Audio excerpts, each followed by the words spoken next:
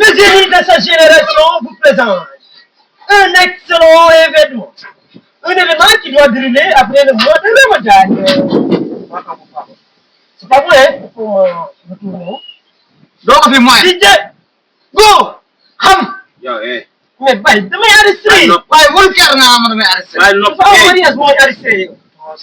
waaye dégg nga maam koor gaa ngi tàng ah ñu ngi ci waxtu wi gën a métti ci koor. xëy biir yaa ngi naan rakk tak bu bëgg maag ree guddi. da nga war a bàyyi nag mu def ji muy def liggéey la. ndax kii lii muy def nii bu ko yàlla dimbalee mu am ci kaalis dana la changé si kër gi. bàyyi ko mu def liggéeyam. waaye mënoo bëgg sëb li yow. xanaa yow jërëjëf ma xam ne tëj ko.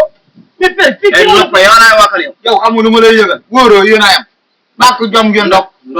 ndok ñun xamuñu lu dul dem wit ndaw ñu sàmm ji. mënoo ma bàyyi waxu di waxi winde. mais moom duma ko bàyyi ndax dinaa ko ma ndax suñu cosaan. bàyyi noppi. ñàkk nga fayda trop. defal li ma wax la. sa bàyyi nga noppi guddi.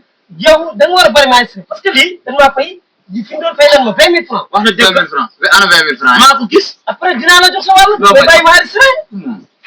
xanaa yow dégguloo ko ay. fii ndokk luñ fi ndokk man maa ko jënd. ay ñoom jiitu ko dugg. ay jiitu ñoom Kesa. ay ñoom jiitu maam Thierno. lu mel ne ñoom. lan moo tax ñoom fii la ñu jaar nag. ñooñu doon silvisé kii silvisé wul. kii kanamam gi xam ne kooku xam ne kanam du tekk ba mu juddoo. dégg nga maam ba mu juddoo rek. daal di nga écart ba kane. daal di ñex laa xam ne du tekk ci ëpp. kii man nag man mu war a xam ne nit ñi da sookara bay sookara doomam waaye yow mi da sookara. si dama jur soxla la quoi da nga jur su doom. xam nga lan la man du ma wóor ba heure bi ngeen may bëgg a rey ak dund. xaaral ma jóg nag dem sama keppaar gee tudd ko. te yow leen daanu xamal. ban naa cee gone ba léegi. dégg nga maam loolu ngay jiital nag bu ko weerate sama leen ji. tëb na mu dëkk tey na mujj tey. gan nag du yow yi bay wax naa la lu leer. Tumbol de du ma ko def. naa ko fay def. Tumbol. sikkim bu Tumbol nag du ma koy def te du ma ko def. ok bàyyi noppi yaa ngi dem. day sol tumbol def lu mun a maaga. demal ma mën a enregistré. bàyyi ko mu dem bàyyi ko mu dem. kon xam nga lu mu bëgg nga kam ko. waaw ji góor ndax lii baax na. ji ci ko ñoom bokk ak ñoom ji ci papa. sama idole la. waaw sa idole. sama idole voilà waa léegi ma war na benn affaire. waa lii buggee ma nan la.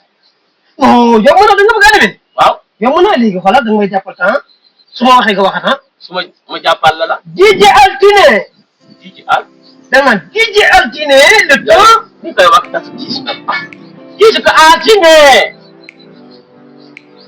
li ngay wax moom laay wax na. nga bëgg ko dafa yomb de. DJ Ndana wax loolu. ji Ndana. non Paul du noonu nag yow Paul bu naqaree jàngal nga waxal léegi sama anniversaire ñëw na dinañ fi annoncé léegi da ngay anniversaire wala da ngay mariage. li ngay wax noonu dafa bari mun ma ko. da ngay wax par benn ma jàll. xoolal fii waxal ma enregistré na waxal. li xanaa tax. waxal ma yéen a di tàkk. waaw waxal. lëndëm na de moom. sa bëri moo lëndëm waxal rek yow. da nga taxaw man parce que man jàng naa ba sem set de. jàng naa ba sem set. xanaa yow da ngay déranger xaaral ma dem enregistré ci biir parce que yow. oui ma ba pare. da nga kaay fii nga toog ñu waxtaan. xet bi nga may ko ndox mu naan. le chien là il faut la donner de l'eau. yaa kam man fu ngeen demee ma jënd. ñàkk ngeen fayda boy bëgg bu ngeen demee ma jënd. ñàkk fayda boy bëgg